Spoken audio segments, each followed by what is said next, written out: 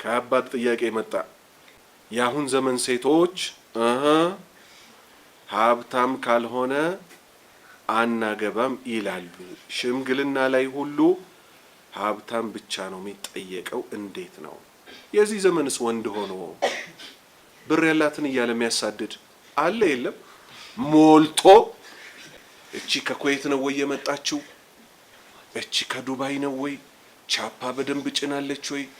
ሀውስ አላት ወይ የሚል አለ የለም? ሞልቶ። ስለዚህ የዚህ ዘመን ሴቶች ተብሎ አይደለም ጥያቄው ራሱ መጠየቅ ያለበት። ሴት ሆነው ገንዘብ የሚያዩ አሉ።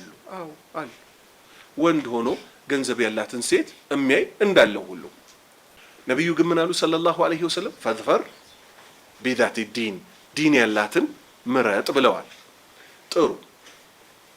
ለምንድን ነው የሰው ልጆች ገንዘብ የሚያዩት ነው?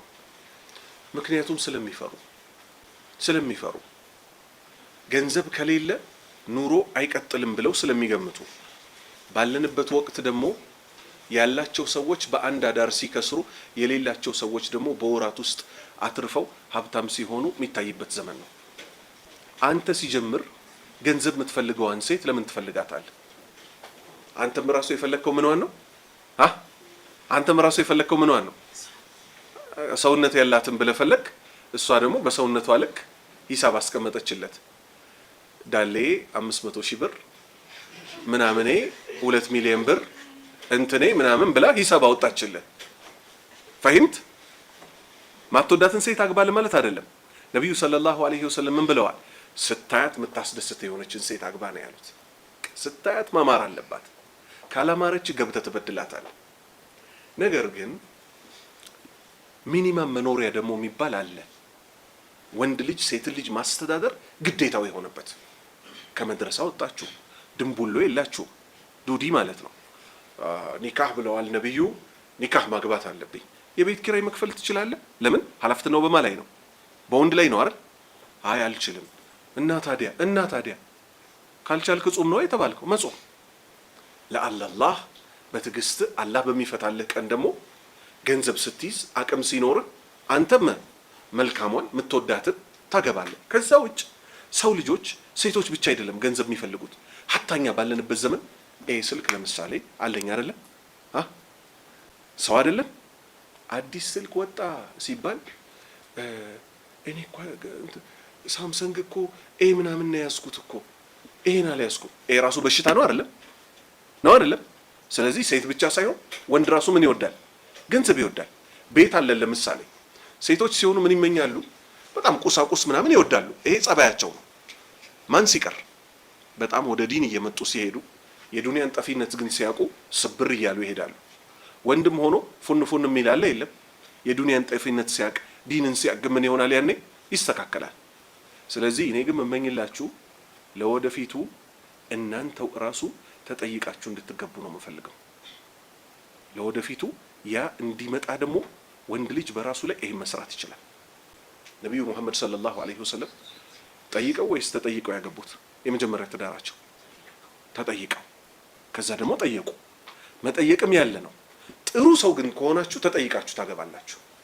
እንዴት? ሰው ሁኑ መጀመሪያ። ምን አይነት ሰው? አላህ የሚፈልገው ሰው። ከሱ ጋር ጥሩ ግንኙነት፣ ከፍጡራን ጋር ጥሩ ግንኙነት፣ ጥሩ ሰው ሁኑ። ለወደፊት በባትሪ ቢፈለግ የማይገኘው ጥሩ ሰው እየቀነሰ ይሄዳል።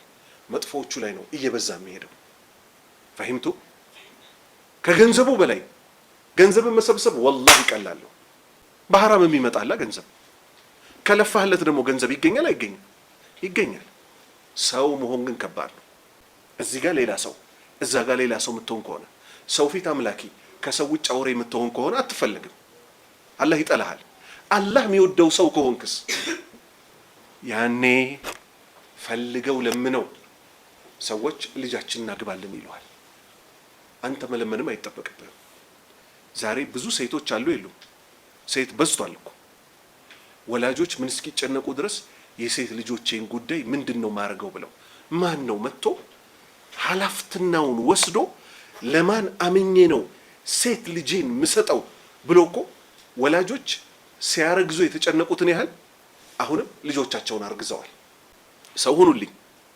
ምንማማረው እኛ በእናንተ ላይ የምንለፋው ሰው እንድትሆኑ ነው።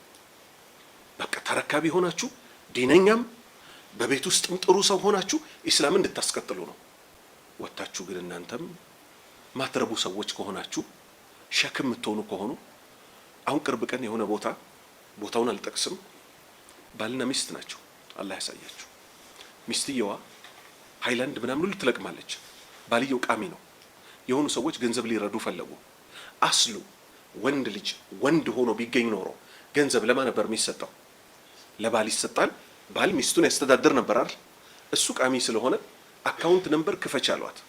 አደራ ባልሽ እንዳይሰማ አንቺ ብቻ የሚጎልሽን በአግባቡ ተጠቀሚ ተብላ በአካውንቷ ገባላት።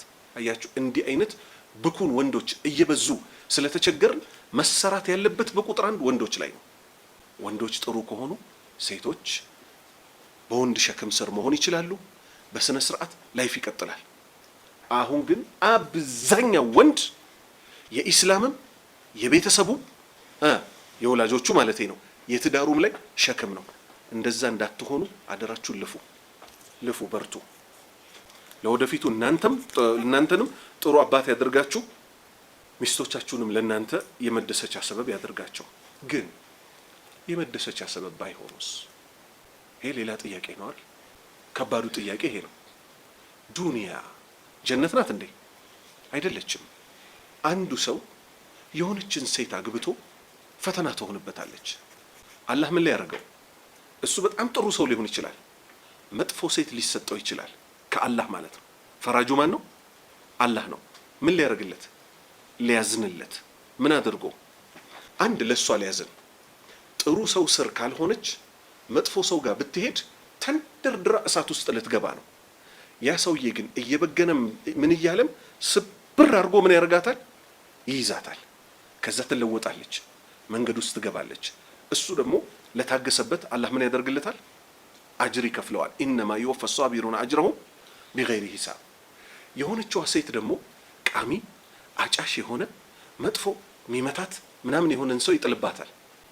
ወሊረቢሃ ተስቢር፣ ለጌታዋ ስትል ታግሳ ዱዓውን እያደረገች ስንት የተቀየሩ ወንዶች አሉ ይሉ አሉ። አባቶቻችሁን መመልከት እኮ ነው። አባቶች ሆነው ሚስት የሚደበድቡ ጫት የሚቅሙ እኮ ነበሩ። ከጊዜ በኋላ አላህ ሰው አድርጓቸው ልጆች ከተወለዱ በኋላ ከፊሎች ደግሞ በሴቷ ጥንካሬ በሴቷ ዱዓ። ስለዚህ እቺ ሴት ምን አገኘች ማለት ነው? አጅራሃ መረተይን፣ ሁለት አጅር አገኘች። አንድ ታግሳ ይሄን ሰውዬ ሰብራ ምን ያደረገችበት ከመጥፎ ህይወት ከሱሱ አውጥታ ሰው ላረገችበት። እሱ ኢማነኛ ሆኖ በቀጠለ ቁጥር ምን ይሆናል? የሱ አጅር ሳይቀነስ ለሷ ይገባላታል። ሁለተኛስ ታግሳ መስዋዕትነት ለከፈለችበት። ስለዚህ የአላህን ጥበብ አናቀው። ከፊሎች በልጅ ትፈተናላችሁ፣ ከፊሎች ልጅ ላይ ይሰጣችሁ ይችላል። የትዳር ጌጡ ምንድነው የሚባለው? መውለድ ነው አይደለ? የተኛ ሁሉ አይወልድ። ስንት ሰዎች አሉ በልጅ የሚፈተኑ። ከአላህ ከመጣ ምን ማድረግ ነው? ጌታዬ ሆይ አንተ ጀነትን አዘጋጅተሃል፣ ትዳሩንም ሰጥተኸኛል፣ አልহামዱሊላህ። ካንተ ደግሞ ከጅላለሁ። ዱንያዊ ሰበብም ህክምናም የመሳሰለውን ያለው ማድረግ ያለብኝን አቅሜ በቻለው መልክ አደርጋለሁ ማለት ነው። አላህ ብቻ ጥበቦቹን ያስረዳል።